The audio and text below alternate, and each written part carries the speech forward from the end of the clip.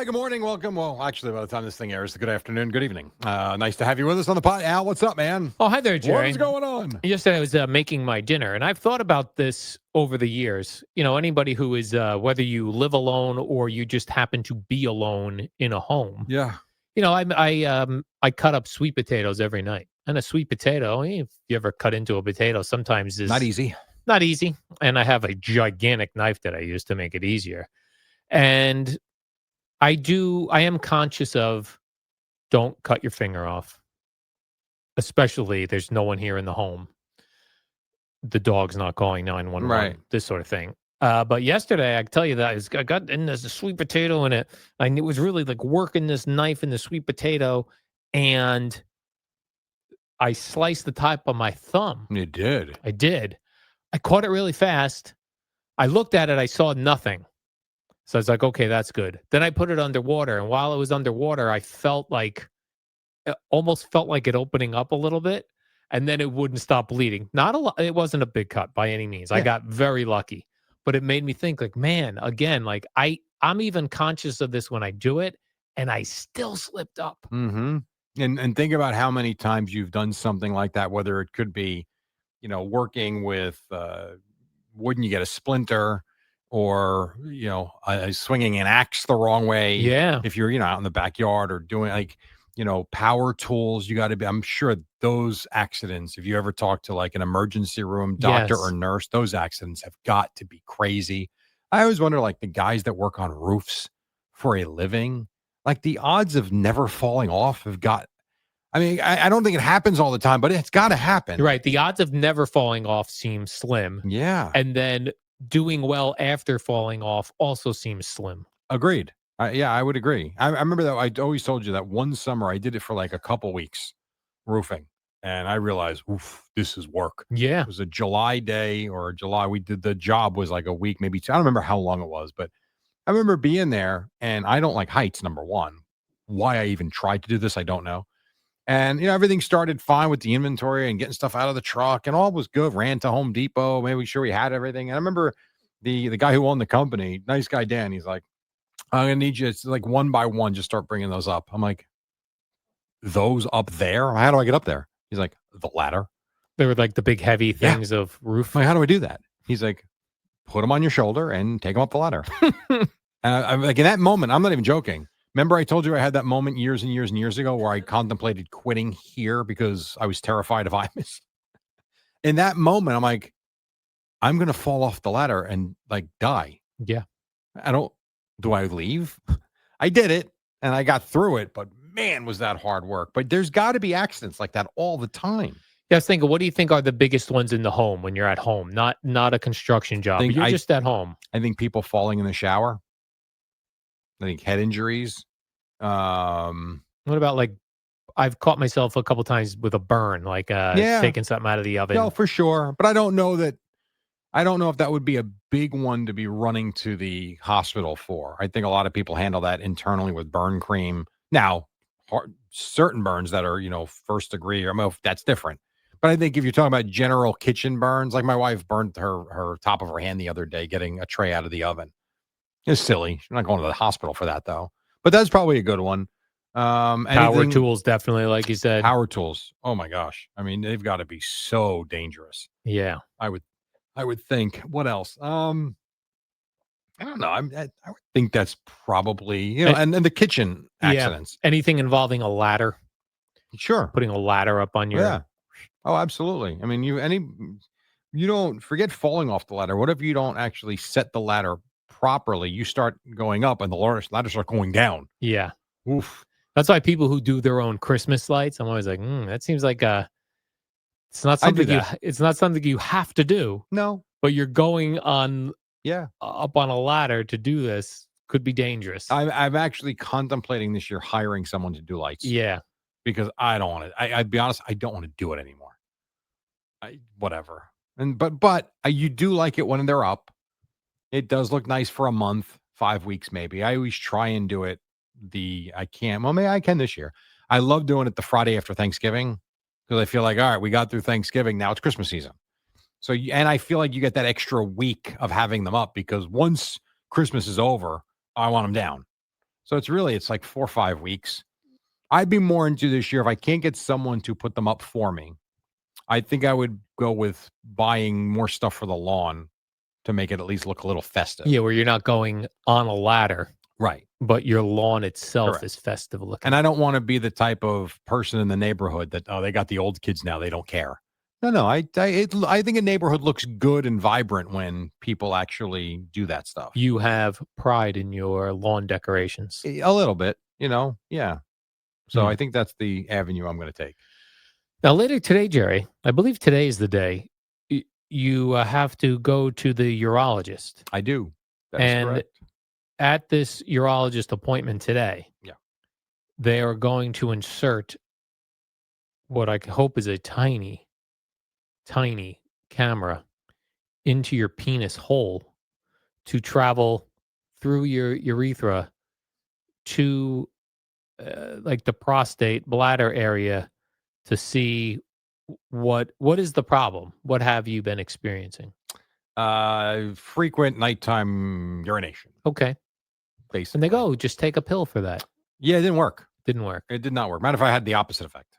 You went a little went more more. often. I went more. Now, ironically enough, and of course this always happens like this week has been great. Yeah, always. Like last night, I laid down at 8:30, got up at midnight, and then did not want to get up when the alarm went off at 2:40, whatever time it was. I have a night like that, I'm fine. You get up once, no big deal. I kind of expect it. Everybody gets up once, except for younger people. It's when it was 3 and 4 times, and everyone's telling me you got diabetes. I'm like, oh, you know what? Let me check. I went and paid for the blood work. And not only not diabetes, my sugar levels were great, and I wanted it to be not type 1. Right. I wanted something that I could take care of with diet and exercise, and I was hoping for, you're starting to hit type 2 diabetes, and maybe that's why that. But my doctor has an idea of what it is, but to be sure, he's got to go in and look. So what sorts of things could they find with the scope? Well, I mean, hell, they can find a lot of stuff, I'm sure. But I think what he's expecting to see is enlarged prostate and some sort of blockage that he'll be able to open. And because what ends up happening is when, I mean, we really sound like old man radio. Coming at you. When you urinate, it's just not all going out. So the way I understand it, the penis hole, the urethra, that carries the urine, that runs through the prostate? I don't know. Or it runs on top of the prostate? Something where an enlarged prostate swells and then tightens up the passageway. Correct. That's exactly right. Yeah. And he's basically saying it's a common thing. Just got to get in there and open it up, which is something he might be able to do today. I don't know how. I don't want to know how. Yeah. I just want to get this over with. I've had this done before. Yeah. But many years ago. Yeah, probably, gosh, I would say it's at least 15 years ago I had this done. And we've seen technology get so much better in all these different, your phone is so much better than it was 15 years ago. Your television, we're hoping that this device. My doctor told me this is much better than it was 15 years ago, that it was a much bigger camera 15 years ago, which I've told you this story before. I will never forget seeing when the doctor turned around. I thought he had a machine gun in his arm. I'm like, that's going where? And he said, don't worry, be numb. It's fine. And he was right. You feel it, but you don't feel it. He said now they're much smaller to where it's. Can you ask to be knocked out like when you go for a colonoscopy? No, I'm not getting knocked out. They'll numb the area and it'll be what it is. And then the problem will be the first urination. I will be screaming to the heavens in pain. And that I know. Oof. Yeah. That I'm aware of. Damn. It's a rough one. Now, that happened to me when I was at the radio station in Astoria. Right. So it's got to be 20 years ago, probably. I was working the overnight. And I remember the doctor telling me, just so you know, the first time you urinate, it's going to be painful, but you'll be fine after that. And I remember I didn't want to go. Yeah. And so I came to work. I worked the overnight shift. And I had to. And I remember I told Ray Martell, who was the board op that night, I was the anchor. I remember I went, Ray, I got to go to the bathroom. If you hear someone screaming, it's just me. Don't worry. And he's like, what? And I had to explain to him what was going on. There was some yelling. Yeah. And do you recall after that first time going, was it okay after that? It was fine. It was totally fine. And really towards the end of the stream, it was fine. It was that initial hitting whatever damage the camera did, the Right. acid in the urine just burned. Mm, And then it damn. was fine. And then I was okay. Yeah. Man. So there's that. Yeah. That's an interesting job, the urologist, Sure is. right? That Yeah. guy's dealing with penis all day long. You know what's interesting is you don't see, I'm sure they're out there, but you ever see a female urologist No, for very men? rare. There's No. plenty of male gynecologists, Yes. but you do not see a female urologist. Yeah, and there's female like gastro doctors. Like What does a gastro doctor that's like do? your colonoscopies Okay. and anything having to do with the digestive Right. and your butt. Yeah. And so the guy that did my colonoscopy about 6 months ago, it's like the third one I did with him, and the last one, he's retiring. And he had told me the person taking over his practice was a female. Now you would think for a urologist, if you're getting the prostate check where they put the finger in your butt, you would want a slim woman's finger versus a thick man finger. I think once you lube it up, Al, I don't know that it matters all that much. Oof. Yeah, I know. So a female who does that for a living, she can't have fingernails, Clearly not. right? No, of course not. Would it be rude to ask for, may I see your fingernails? Well, sometimes guys have long fingernails too, True. like not maintaining. Well, I think you got to make fingernails. sure you maintain the one. Yeah, That's right. going in the butt. Yeah. It's the whole thing. That It's is a just- weird. Yeah. How did we figure that out? Yeah. I don't know. Like, who was the first person to say something doesn't feel right? Could you stick your finger in my ass? Yeah. Like, It's like, what? something to feel right. If I could only get to your prostate to feel it, let me try pushing on your stomach and like, no, I don't feel anything. Let me, there's an opening right here. Doc, let me bend over. Let me see if I could. That's what's even weird. Like, even if you go to just a regular doctor or a urologist for something else or like whatever. And you always you go from the waiting room to the exam room and you sit in that exam room sometimes for a little while. Mm-hmm. And there's nothing to do but look around. And there's just a tube of jelly, lubricating jelly, right? And it's like, and gloves Yeah. and tissues. Oh, yeah. And then for some reason, tongue depressors, Q-tips. Well, you never know. Maybe some doctors want to get the tongue up in there. Yeah. And then there's always like, depending on where, like if you're at the urologist, there's like a diagram of the balls and penis and everything's labeled and like how complicated our bodies are. Oh, I mean, yeah, Right? that's just one small little area. And we're just taking a sperm and an egg. It's sitting in a uterus. Then it comes out and then it grows. And all of that works itself To become a human. out. Yeah. Yeah. And to have the complex nervous system, all of our systems Right. for the most part, it gets worked out pretty good. For the most part, you are correct. There have been certainly a lot of tragedies, but I think Yeah. percentage-wise, you're right. It's good for most. Unbelievable. Think about the first cave people that had the first child. They must have been Right. like, "What the hell is this? Yeah. Like, what is going on here?" Yeah.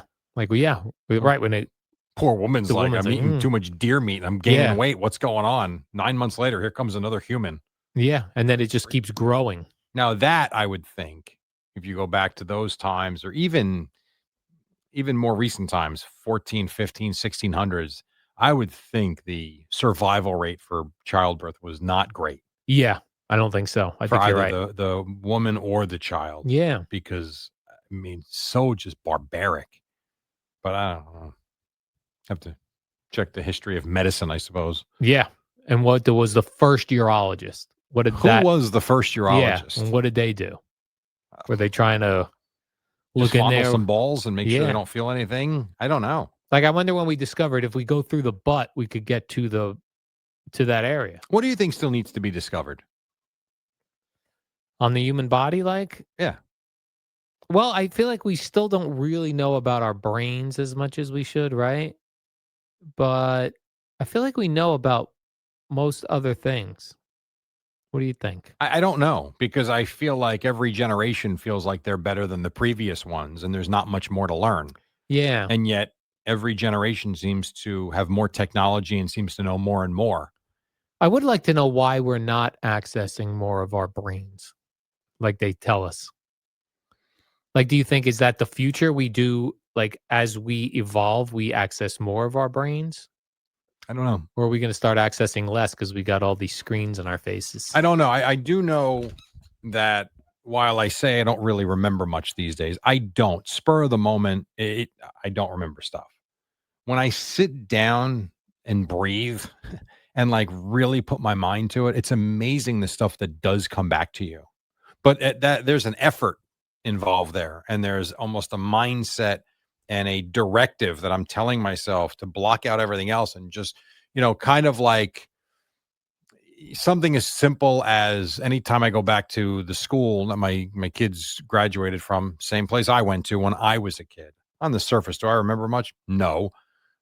But boy, when I sit down and try and block out everything else and think back to like I actually do remember specific things about walking around that building when I was 8 years old, 9. Now, can I pinpoint the age? No, I can give you an approximate age, but it's amazing how much stuff does come back to you. But it takes effort. Yeah. And you're in the building where it happened, you're saying, when for you're sure. in Or there. even if I'm just home and we're talking about that, that school in particular. And then I start thinking about, I don't remember. That's so long ago. You know what? When you sit down and actually give it some thought and let your brain relax and work, you really do remember a lot. I wonder how the brain decides what actions that are short-term memory get stored for long-term memory, It's a great right? question. Like, Oh, how wouldn't does you it? think all of it is? And it's just a matter of when you're calling for it? Yeah, because I'm sure there are full days where nothing happens for me Sure. That's that seemed the like brain's every other like, one. yeah, we don't need to store this. Like it catalogs it as a routine day. Yeah. Like Possible. the day I saw the smoke coming out of the roof, it's going to be like, let's put that in long-term Sure. memory. He's Yeah. going to want to tell this story of him being a superhero for years to come. Right. Well, those are also not traumatic for you because it wasn't your place. You haven't been displaced, Yes. but traumatic in that was an extraordinary event. It's not normal to see a burning building. Like I remember when I was probably 6 or 7 years old, living in a different house with my parents, clearly, when a friend of ours home burned down. And I remember going out there and being across the street with all of the neighbors. Like if I shut my Oh, eyes, it was like on it's fire? yesterday. Yes. Something I'll never forget. Do I remember what happened the next day? No. But I remember that day. I remember it was a clear, beautiful day. Sun was out and it was freaky, So I think traumatic experiences may come to the forefront and other things you might have to work a little harder to recall. Yeah. Yeah. What's weird is when you can really recall in detail something that wasn't traumatic Sure. and also that you did a lot. Like we would play touch football on the street Yeah. years, Yeah. but I can recall a couple of things. Like I But you don't remember, remember every game. don't remember every Right. game, but I remember like the one time I threw a ball and a guy deflected it and it went right into the sewer. Like I remember that, like, That wow, was traumatic to a kid. well, the way it just Yeah. more amazing. And Yeah. I'm amazed how much Boomer can remember details Oh for gosh. random regular season games, Yeah. not playoff games or When he played hundreds of them. yeah. Well, think about Joe Beningo. I mean, he's the perfect example of someone that's got this, and I guess part of me wishes I had it, but another part of me is probably glad I don't. This photographic memory, like the fact you talk about Boomer recalling things. Joe didn't play in these games, and he remembers the plays, the scores, the players. It's working with him for as long as I did blew me away because I think like a lot of people would listen to Joe and think he's got a book or a computer in Yeah. front of him. And when I first started working with him and got to know him, I could not get over how he didn't even use a computer, would just sit there like this. I'll never left arm down, and he would tap his hand, near the microphone thing, and he would just stare into the control room and just talk. And people would call him up and would ask him, Joe, big fan. Man, I was at the Jet game in 1982 when Ken O'Brien dropped back week 3, and he would finish the sentence. I've told you the story. He had an old Raider on once. He's asking the guy about the details of the game. The guy didn't really remember it. So Joe informed him. And as Joe is informing him of the game he played in, I'll never forget. He's like, holy crap, you remember that better than I do. That to me is remarkable when Yeah. people have recall like that. Yeah. Boomer remembers scores of games. He's like, yeah, I think we beat the Cowboys in 93. I think it was like 21-13. And And then you look, Hey, and he was it's right. 21-13. Yeah. Really crazy Really is something. for that many. Yeah. I feel like Evan's like that with baseball. Yeah, I think for Evan, I don't know it's as much of a photographic memory as it is he's scoring every game and remembering the game in a variety of ways. He is seeing it, and then he's also logging it. And I think that does help. Like there are certain games I never kept the book for my baseball teams ever. There are a handful of games where I did because I was the only coach there. My other guys couldn't make it. I remember those games. Yeah. So I think that could be part of it. Yeah, they always told us that, right? Even in school and trying to remember things Yeah. and learn things and study, that if you wrote it out, it would imprint differently on your brain. And so that's why. So there's a company that does these charts for play-by-play guys and analysts. And I've got a couple of really tough weeks coming up where I've got when Rutgers starts in November, where I've got a couple of Rutgers game and an NFL game. That's a lot of prep. And oh, by the way, I have a full-time job every morning. So every year, Learfield, which is the company that employs me for Rutgers, they always send this out. Hey, we use this company, guys. If you want to check them out, they do great work. I've never done it. Finally, 10 years in, I emailed them on Monday about potentially buying some charts for a couple of games coming up. It's a great idea. It will help me out then, but I am still the dinosaur that writes out my charts with a pencil and an eraser, and it helps immensely for the prep of the game rather than just showing up and kind of studying what someone else did for me. What do they charge for something like that? A lot less than I thought. Doing What do charts you for a think? game. Okay, so they'll give you I will tell you this. When I do charts for a game, it takes me, no joke, I would say to do offense and defense for both teams and special teams for both teams. It is for an NFL game, not basketball.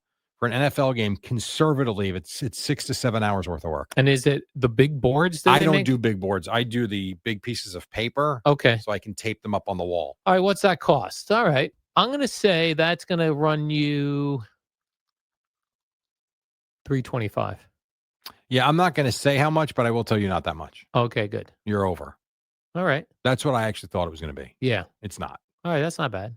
So I do. They're going to send me. It's funny. They said send us your charts that you have in your PDF folder so we can make them like you make them. And I wrote back, well, after the games are over, I rip them off the window and I throw them out. And I don't keep them because I handwrite them and I still use a ruler and pencil to make the grids. Oh, that's great. The person I was talking to was like, wow, you're like from the 80s. Like, yeah, it's how you're right. It probably helps. It does help me in remembering. It does help me. So, dinosaur. All right, Jerry, let's do the warm-up show. You're heading to the urologist at some point today. 3 hours from now. We'll see you tomorrow. Oh, it'll be all over. It'll be all over, I hope I Jerry. get good news and not bad Me news. too. Ugh. Okay. Could you film that for social media? No. Oh, yeah. But you could go to the Great Many website and see my hair treatment all right, video. yeah, I still haven't looked at that one yet. Izzo I keep forgetting to do it. Great job. I do want to watch that video. You should. All right, Jerry. Warm up next tomorrow is Friday. Holla. So